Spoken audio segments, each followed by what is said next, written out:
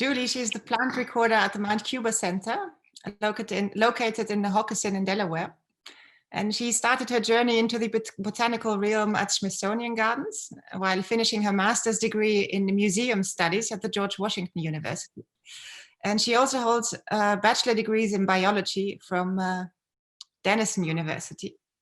And Julie, she very much enjoys baking apple pie since it's apple season right now. Julie, the floor is yours for the next 10 minutes. Wonderful. Thank you so much. I'm going to share my screen right now.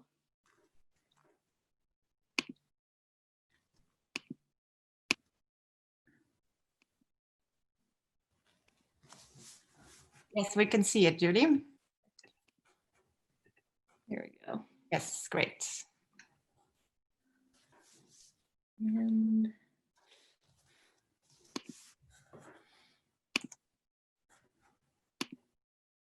all right. Well, good morning to a lot of you. Good afternoon to most of you. And I think there's some people where it's evening. So welcome to the third session of the Plant Records Conference. I'm really excited to be here. This session is titled, "It's Not on the Inventory List, Tracking Plants in a Semi-Naturalized Meadow." And this is kind of a frightening thing to say when you're out in the garden and you're looking at a plant and you don't see it on the inventory. So let's move on. Okay.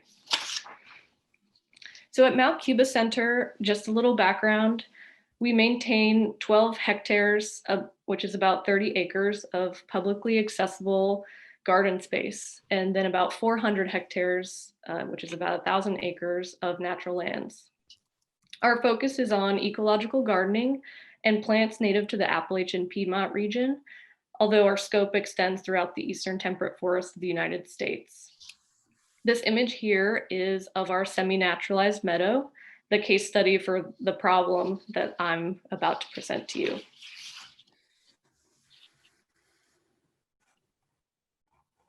All right.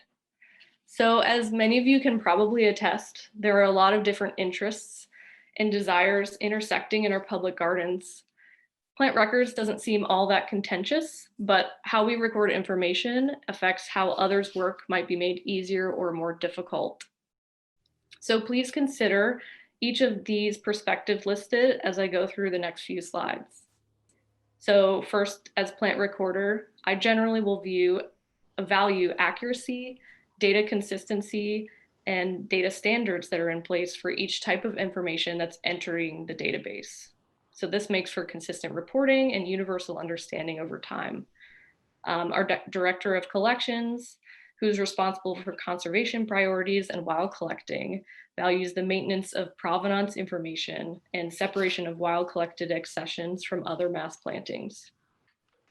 So on a more physical, tangible level, our horticulture staff wants to be able to find physical plantings easily while looking at a map or inventory list, and to be able to find labels.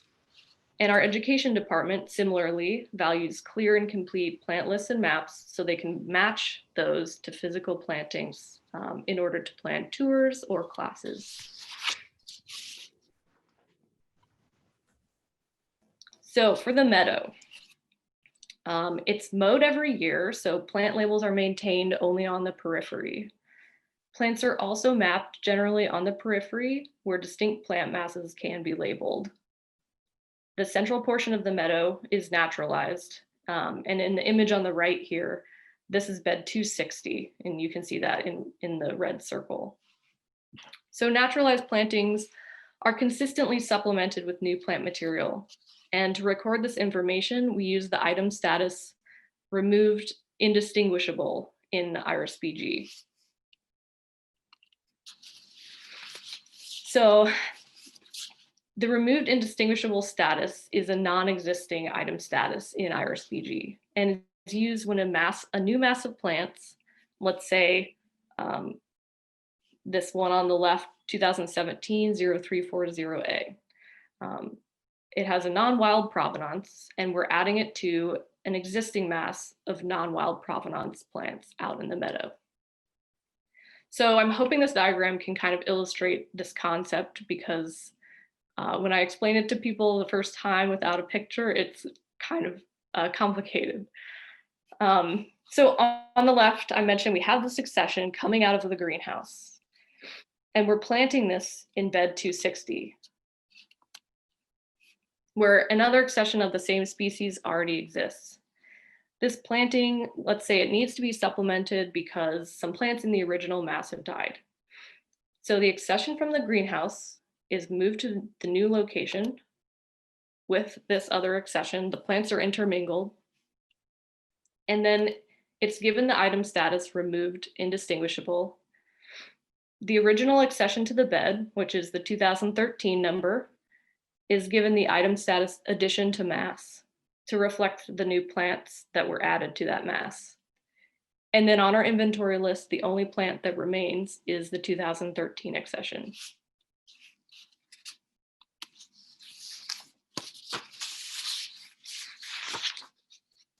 Great.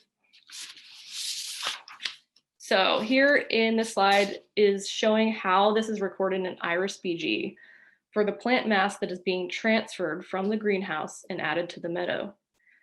So the plant location up on the top left is updated to 260, and the item status is changed to removed indistinguishable. And that's the arrow kind of in the middle of the screen. In the comments section, we record which accession the new plant mass was transferred to. And then for the mass currently existing in the meadow, we add an item status addition to mass to indicate that a new group of plants is being added to this planting. In the comments, the accession number of the new plants being added to the meadow is listed.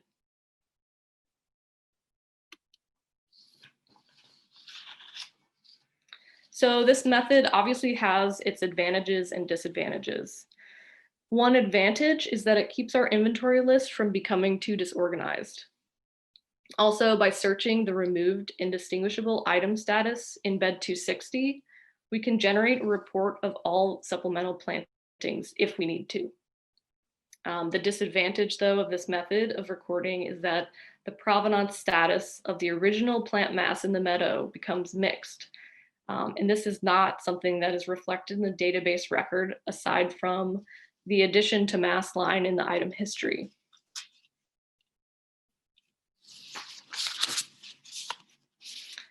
Another recording issue that we have in the meadow is that when this area was first created, many species that were planted and allowed to naturalize were deaccessioned from the database due to the difficulty of tracking the location of those individual plants.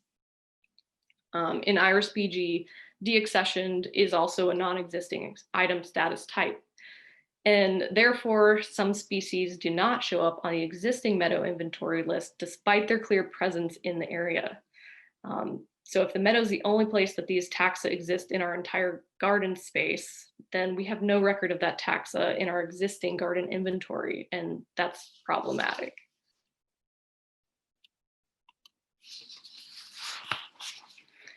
So for the breakout discussions, I have three main questions to consider. So first, how might you manage plant records in the meadow while keeping in mind the needs of each of the interest groups discussed at the start of the presentation? Do you think that all of these needs can be satisfied with one solution?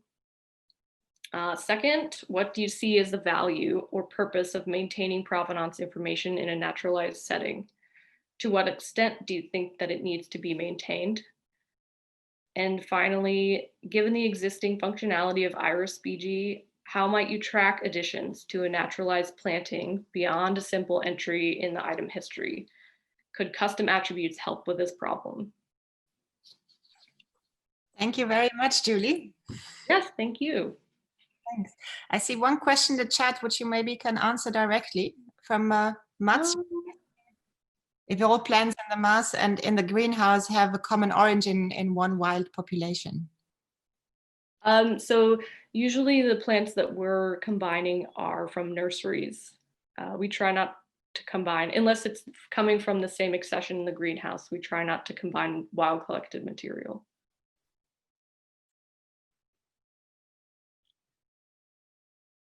So I think everybody's back now. No, still two more, 67. I was still in mid-sentence, but that's okay. Well, good. So we're curious to hear from Greg. Hi, Greg. Hi, Becky. How you doing? Good. So we're curious to hear from you how it went. And today the first one who has the privilege to share, that's room 10 with Mats. Well, we just didn't have the time to complete this, but we agree that this was much harder than yesterday. It's one of the trickiest things we have to deal with, I think, just like Reinhard said, because you want to do all these things at the same time. So I think we conclude on question 1 that it's very hard to satisfy all these needs at the same time. You have to prioritize, you should say. I misspelled that word. But then we could see on number 2 that in horticulture, when you have artificial selection and try to find provenances for city plantings, etc., you definitely can keep track of the origin, but then of course you select varieties, but then you also need the provenance, the original provenance, to sort of create a better progeny in the long run. For conservation purposes, I mean, I'm a little bit biased, as I said in the group. I work with conservation, and then this is just not really feasible if you want to plant out material in the wild again, for instance, and then you will dilute the populations too much. So you have to keep it clean. But for, I mean, just showing a meadow, and also it has a value in its own right where it's planted, I say, for pollinators and for public and for biodiversity. But we just thought it was really hard questions. Well, but you've worked hard. Thank you, Mats. Pete, room 11. Would you like to add? I would second Mats. This is a very difficult question, and you know, I've been doing plant records 20 years. I've really had to rack your brains. There is no one good answer to this. I think Julie has probably got as good a answer as any. If you were, I think if you were concerned about the genetic integrity or conservation with this sort of the planting, the only way to do it is to make sure that you only plant that one stock in it, and you don't add any more in it. Another way to deal with that may be to use seed bank and bank your seed, bank seed, so you could repropagate from that seed if you lose material and you maintain the same accession. But as soon as you start mixing in different accessions, you've lost control of your data in that respect. So you could call it anything. You could re-accession it as a new accession, or you can, with, you know, there's no one answer to it. So it's a very difficult, and yeah, not really sure whether there's no good one answer. Yeah, wow. Thank you, Pete. Peter from room 12. Where did you go? Right, Kara. Okay, we also agreed that the first question is quite difficult and dependent on the purpose of the, yeah, it was difficult to come up with a solution for everybody. But for the second question, we thought it was especially important to keep track of wild collected material in a meadow. But then the question was how long it was useful for keeping that information if it's reseeders, for example, and they're if there's inbreeding in the population, the meadow, or perhaps if there's outbreeding from an external source, if the genetic material is still useful. And then garden origin things were obviously less important to keep track of, as long as there's initial information where it came from. And the stuff doesn't get mixed later on. You don't mix wild accession with the existing garden accession stuff. And then we thought the solution was very good to add nursery material under the existing accession in the meadow.